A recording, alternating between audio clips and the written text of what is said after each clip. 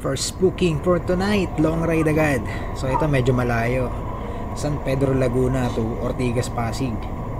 So medyo malayo-layo ito. 33 kilometers. So ayan, nire-review ko siya sa Google Map. Titingnan natin kung safe yung area na pupuntahan natin. At ayan, i-accept ko na. Buo na ang loob ko. Kahit long ride to, laban na to, laban. 497 nga pala yung fare na ito. Sana walang ulan kasi parang umaambo na. So ayan, i-text na natin yung client para magkaalaman na. Wala na atrasan to. Sana makakuha ulit ako ng booking pabalik dito sa Laguna. Kasi part time lang ako. 12 AM to 1 AM umuwi na ako. Kasi hindi ako pwede magpuyat. Kasi nagbabantay ako ng mga anak ko sa umaga. And then, pagdating ng asawa ko sa gabi, tsaka lang ako nakakabiyahe. So, part-time lang tayo ngayon. Tsaka na tayo mag-full-time pag meron na ako nahanap na magbabantay sa mga anak ko. So, ang hirap kasi makahanap ngayon ng mga tigapag-alaga. Ang hinahanap ko kasi is yung 20 to 25 years old, medyo chubby na chinita, maputi. So, yan yung mga requirements na hinahanap ko. Siyempre, joke lang yun. Ayan, lalaki nga pala yung client natin. So, ligtas tayo sa mga issue ng mga gaha-gaha sana ganyan, no? Gabi pa naman ngayon, tsaka malamig, maraming lasing. Ayan, kailangan ko na rin talaga bumili ng intercom. So, para maganda yung pagbiyahe. So, habang bumabiyahe ka, nakakapagkwentuhan kayo ng pasahero nyo. So, napakahalaga nun, lalo na ganito, long ride. Ito, nagkukwentuhan kami nito ni sir, kaya lang mahina yung salita niya dito sa aking record, kaya nag-voice over na lang ako. Sorry kung medyo awkward pa ako magsalita, kasi first time ko lang ginawa to. Sa lahat ng mga videos ko sa YouTube, hindi pa ako nakapag-voice over. So, ngayon pa lang.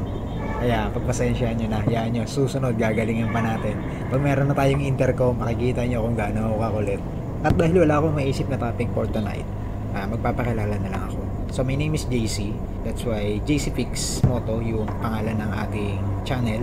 Gumagawa ako ng mga video about sa mga DIY motorcycle maintenance. For the meantime, practice muna ako mag motovlogging dito sa Joyride. Para na rin magamit ko palagi si Tisay para madagdagan yung odometer niya.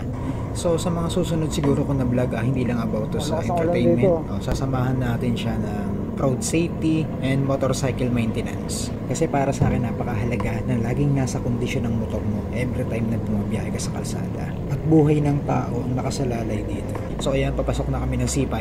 So umulan dito sa area na to, medyo basa yung kalsada, madulas. Kaya doble ingat ako, dahan-dahan lang talaga yung takbo ko dito. At hindi rin naman nagmamadali yung pasahero ko, kaya takbong pogi lang yung ginagawa ko. Kahit hindi ako pogi. At isa pang reason kung bakit di ako makatulid, kasi medyo nahihinaan ako sa ilaw ng Click 125. So baka mamaya malubak tayo ng malalim dyan. Kaya kailangan ko na rin bumili ng MBN.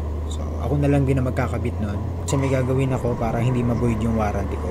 Ayoko kasing masayang yung warranty. Sa panahon kasi ngayon, marami ako nakikita ng mga click na nagkakaroon ng issue sa makina, fuel pump. Isolated naman yun. Hindi naman lahat ng click version 3 ay may issue. Kumbaga nagkakataon lang talaga yon sa ibang unit. Pero ang nakakatakot kasi doon, baka yung unit natin matsambahan. So sayang naman, di ba, kung ganun yung mangyayari. Kaya kailangan natin maging maingat pagdating sa warranty. At pagkababa ko nga dito kay sir, nagpahinga lang ako dito ng mga siguro mga 10 minutes and then bumalik na ako pauwi. Kasi may pumapasok na booking sa akin pero dinadala na ako palayo.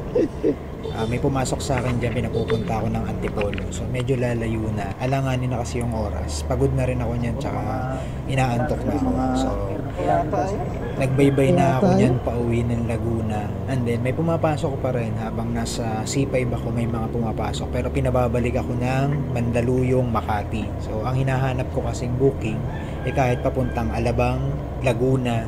So ganun yung hinahanap kong booking sana. Hindi na rin naman ako lugi sa biyahe na yan. Kasi kahit pa paano nagbigay ng tip na 50 si sir, yun na yung panggas ko na balikan pupunta dyan. So okay na rin. Kumita na rin tayo dyan ng mga nasa 300 plus sa isang biyahe na yan.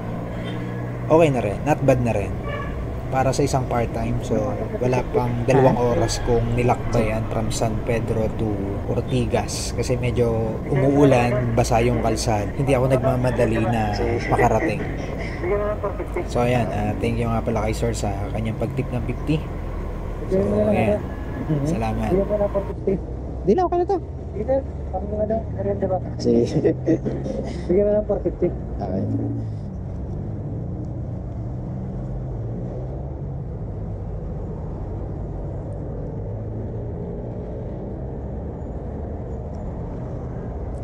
Salamat sir. Ingat kayo.